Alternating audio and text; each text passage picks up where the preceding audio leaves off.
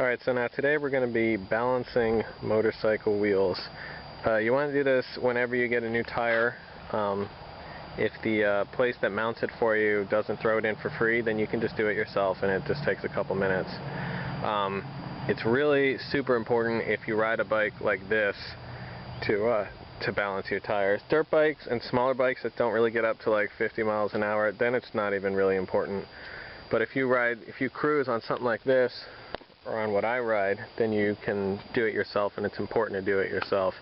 If you ride on something like this, you know, and you're a racer, or you know, you really like to tear up the roads or whatever, and you get above, you know, 80, 100 miles an hour on a regular basis, then you should probably get the shop to do it for you with their computers and whatnot.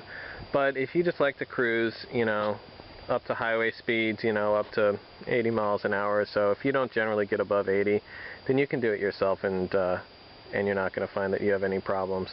A couple symptoms of a tire or wheel that's out of balance are if you get like a shimmy, you know, up in the higher speeds, or if handling is a little bit compromised, then you know that you need to balance your wheels.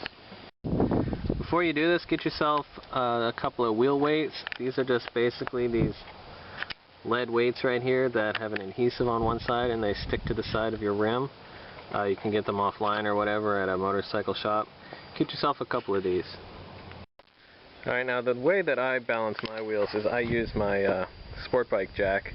It's just this thing that I use to raise up my bike, you know, when I'm my bikes that don't have center stands. And it's really handy. I took the ears out. There they are right there. And I sent a rod through my wheel here.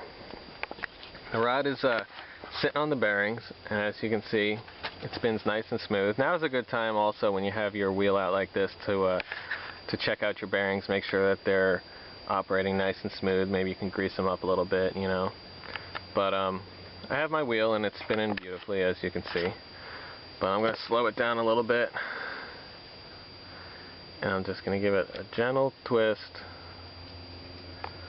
and we'll see if it's out of balance. You see it's going the other way now? I'll wait for it to stop.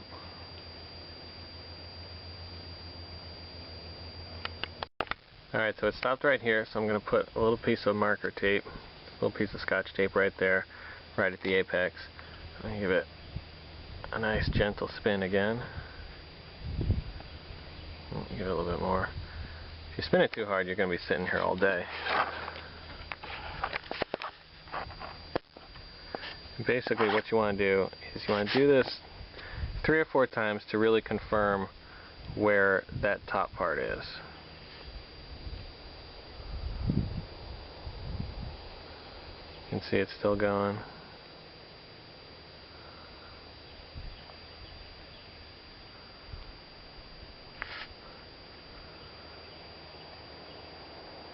Alright, yeah, this wheel is definitely unbalanced. You see it's going backwards now. And this is going back up to the top. So yeah, that's basically up at the top. I do this 2 or 3 more times, you know, find the exact part where I want to put my weights.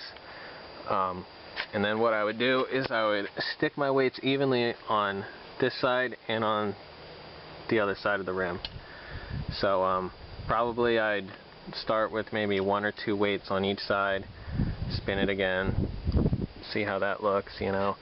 And there are guys who will spend all day doing this, you know, really getting it fine-tuned. For me, I just, you know, do it a couple times. If it seems like it's in good shape, then I just let it go. But I mean, like I said, if you want to really take care of your bike and you want a really smooth ride, then you should definitely do a good job at this.